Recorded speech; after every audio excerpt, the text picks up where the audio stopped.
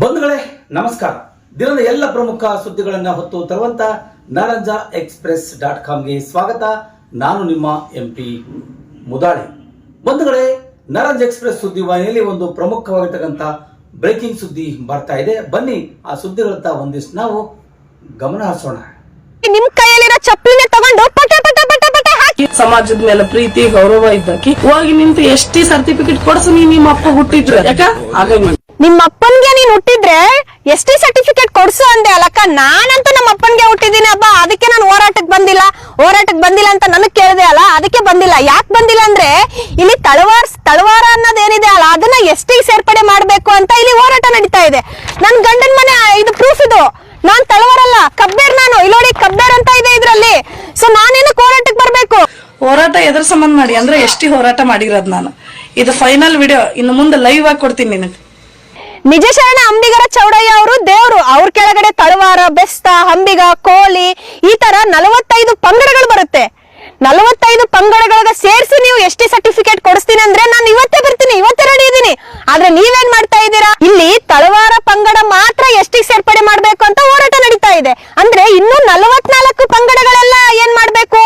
ಅವ್ರೆಲ್ಲಿಗೆ ಹೋಗ್ಬೇಕು? ಗೀತಕ್ಕ, ನಿನ್ಗೆ ಹೇಳ್ತಾ ಇರೋದು, ಎಲ್ಲಾದ್ರೂ ನಡೆದಿದೆಯಾ ಹೋರಾಟ? 45 ಪಂಗಡಗಳು ಇದಾವಲ್ವಾ, ಅಷ್ಟು ಸೇರಿಸಿ ಎಷ್ಟೇ ಸೇರ್ಪಡೆ ಆಗ್ಬೇಕು ಅಂತ ಎಲ್ಲಾದ್ರೂ ನಡೆದಿದ್ರೆ ಹೇಳು.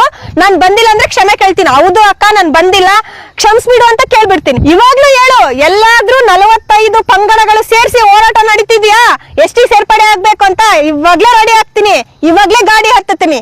ಓಕೆನಾ? ಅದಕ್ಕೆ ನಾನು ಹೋರಾಟಕ್ಕೆ ಬಂದಿಲ್ಲ ಅಕ್ಕ. ನಾನು ನಮ್ಮ ಅಪ್ಪನ್ಗೆ ಹುಟ್ಟಿದೀನಿ ಅಪ್ಪ, ಅದಕ್ಕೆ ನಾನು ಹೋರಾಟಕ್ಕೆ ಬಂದಿಲ್ಲ. ನೋಡು, ನೀನ್ ನಿಮ್ಮ ಅಪ್ಪ ಹುಟ್ಟಿದ್ಯಾ ಕಲ್ಬರ್ಕೆನ, ಅದಕ್ಕೆ ನೀನ್ ಈ ತರ ಮಾತಾಡ್ತಿದ್ಯಾ, ನನಗ್ ಕರಿತಿದ್ಯಾ ಹೋರಾಟಕ್ಕೆ ಅಲ್ಲೋಗಿಲ್ಲ ಇಲ್ಲೋಗಿಲ್ಲ ಅಂತ. ನನಗೂ ಗೊತ್ತು, ನನಗೂ ಅರಿವಿದೆ ಯಾವ ಹೋರಾಟಕ್ಕೆ ಹೋಗ್ಬೇಕು, ಯಾವ ಹೋರಾಟಕ್ಕೆ ಹೋಗ್ಬಾರ್ದು ಅಂತ. ಮೊನ್ನೆ ನಡೀತು, ನೀನು ಹೇಳ್ದೆ ಗುಲ್ಬರ್ಗದಲ್ಲಿ ಚೆನ್ನಾಗಿ ಹೋರಾಟ ನಡೀತಿಲ್ಲ. ನಿನ್ನೆ ಮೊನ್ನೆ ವರ್ಷದ್ದು ಬೇಡ, ಇದ ಸೋಮವಾರ ದಿನ ಕಲಬುರ್ಗಿ ಒಳಗ ಪ್ರತಿಭಟನೆ ನಡೀತು. ಹೋಗ್ಬೇಕಿತ್ತು ಸಮಾಜದಾಕಿ, ಸಮಾಜದ ಮೇಲೆ ಪ್ರೀತಿ ಗೌರವ ಇದ್ದಕ್ಕೆ ಹೋಗಿ ನಿಂತು ಎಷ್ಟಿ ಸರ್ಟಿಫಿಕೇಟ್ ಕೊಡ್ಸು. ನಿಮ್ಮ ಅಪ್ಪ ಹುಟ್ಟಿದ್ರು ಯಾಕ ಆಗಂಗಿಲ್ಲ. ಕರೆದ್ರು, ನನಗೂ ತುಂಬಾ ಜನ ಕಾಲ್ ಮಾಡಿ ಕರೆದ್ರು, ಮೇಡಮ್ ಬನ್ನಿ ವಿಡಿಯೋ ಮಾಡಿ ಹಾಕಿ ಬನ್ನಿ ಅಂತ ಕರೆದ್ರು. ಸರಿ, ನಾನೇನಕ್ಕೆ ಹೋಗ್ಲಿಲ್ಲ ಹೇಳಿ? ಅಲ್ಲಿ ನಡೀತಾ ಇರೋದು ಸೊ ಎಷ್ಟಿ ಕೊಡ್ಬೇಕಂತ ನಡೀತಾ ಇರೋದು, ತಳವಾರ್ಸಿ ಎಷ್ಟಿ ಸೇರ್ಪಡೆ ಮಾಡ್ಬೇಕು ಅಂತ. ನಾನೇನಕ್ಕೆ ಹೋಗ್ಬೇಕು ಅಂದ್ರೆ ಇನ್ನ ಉಳಿಕಿದ್ದು 45 ಪಂಗಡಗಳೆಲ್ಲ ಎಲ್ಲಿ ಗುರಿ ಹೋಗ್ಬೇಕು? ಅವ್ರೇನ್ ಮಾಡಿದ್ದಾರೆ? ನಾನ್ ಕೇಳೋದ್ರಲ್ಲಿ ಏನಾದ್ರೂ ತಪ್ಪಿದ್ಯಾ?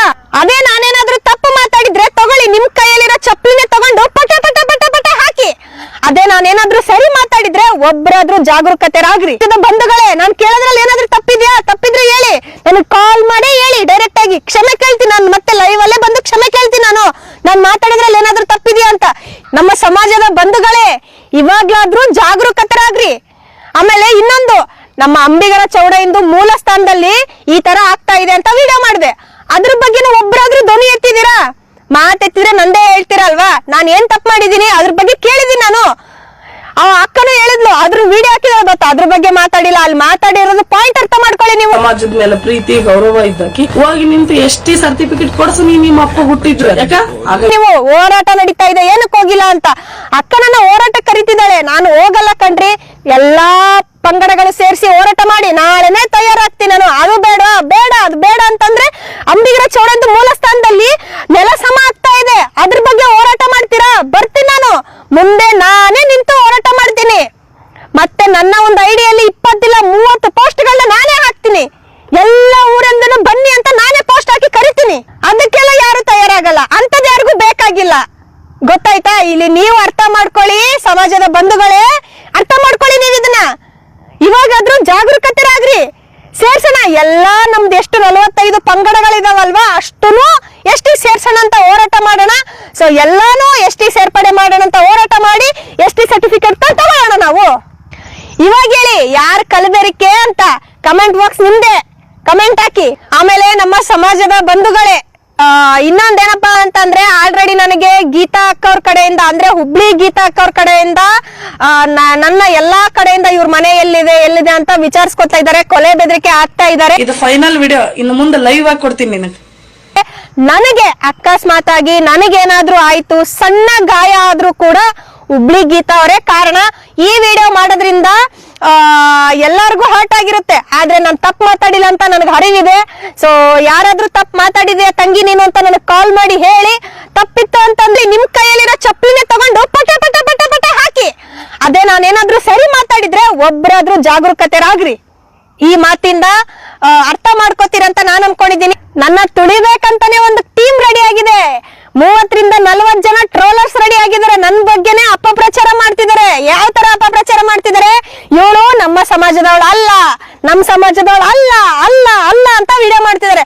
ಹೌದು, ನಾನು ಹೌದು ಅಂತ ಹೇಳಿದಿನ? ಅಲ್ಲ ಅಂತಾನೆ ಹೇಳಿದೀನಿ. ಆದ್ರೆ ನಿಮ್ಮ ಸಮಾಜದ ಹುಡುಗನ ಮದುವೆ ಆದ್ಮೇಲೆ ನಾನು ನಿಮ್ಮ ಸಮಾಜದವಳು ಆಗ್ತೀನಿ ತಾನೆ, ಬೆಳಿತಾ ಇದೀನಲ್ವಾ.